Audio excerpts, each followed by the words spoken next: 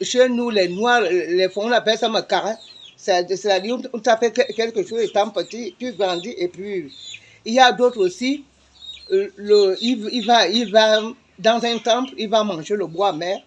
Et quand le bois amer, là, ça le dépasse, il peut devenir fou.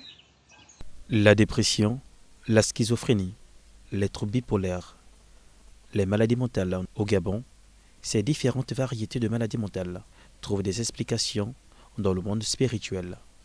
Pour certains, comme les traditionalistes, ce sont les djinns, les mauvais esprits, la consommation de drogue, la course contre les richesses, les parents de mauvaise foi, qui seraient à l'origine de ces maladies considérées comme des malédictions. Malades qui viennent parce que pour cause de drogue, par exemple, c'est les plus récents, c'est la jeune génération aujourd'hui. Voilà, le cobolo, le cannabis et toutes les autres drogues aujourd'hui, cocaïne et ainsi de suite.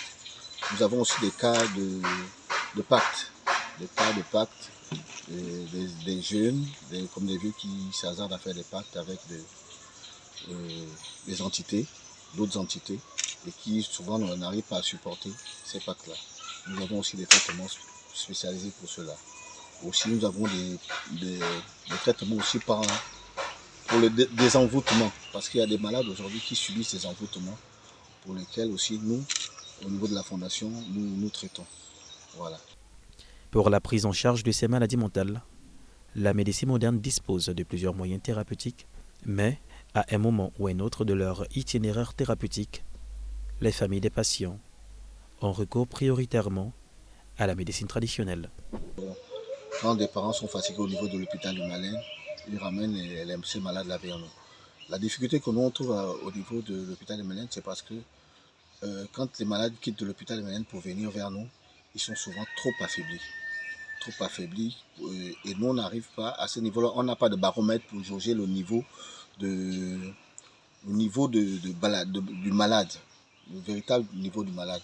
Comme ils viennent fatigués, le plus souvent c'est difficile. Donc le plus souvent on est obligé d'attendre que les remèdes ou les piqûres, les comprimés qui sont administrés au niveau de l'hôpital Menen cessent pour pouvoir nous jauger, voir le vrai niveau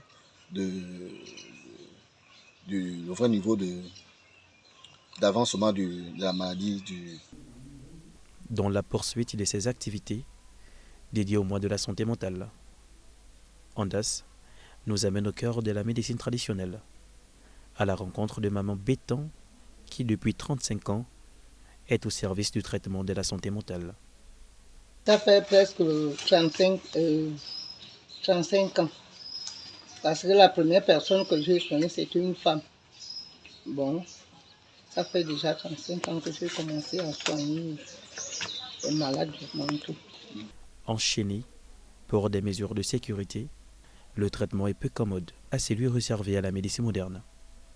Ici, au village Nzengmiang, le combat entre les djinns de la folie se fait avec la nature.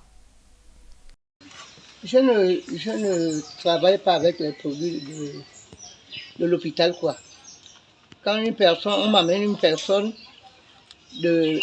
parfois de Mélène avec ses médicaments, les médicaments de l'hôpital, je dis aux parents de retourner avec ça.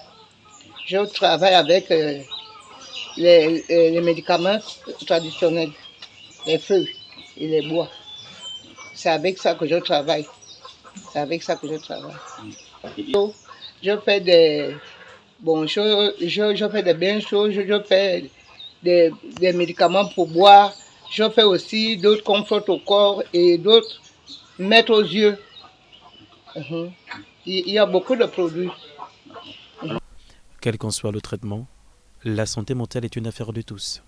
C'est la raison pour laquelle nous sommes ici aujourd'hui. Et lorsque nous sommes venus en entretien, nous nous sommes rendus compte, nous avons vu Maman Béto.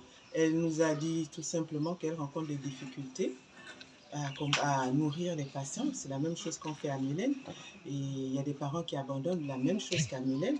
Alors nous nous sommes dit qu'il serait mieux aussi de venir en parler, d'apporter quelque chose et que le grand public sache qu'il y a aussi des tradis praticiens qui guérissent et qui accompagnent.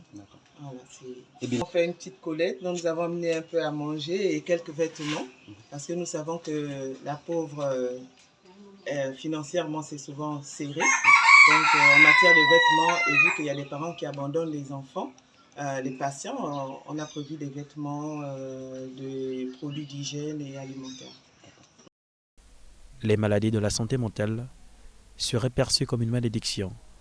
En Afrique, les parents atteints de cette maladie sont rejetés par les siens dans la nature, sans remords. Il est important de rappeler que le plus grand ennemi de la connaissance n'est pas l'ignorance, mais plutôt l'illusion de la connaissance. Car chacun d'entre nous est un malade qui s'ignore.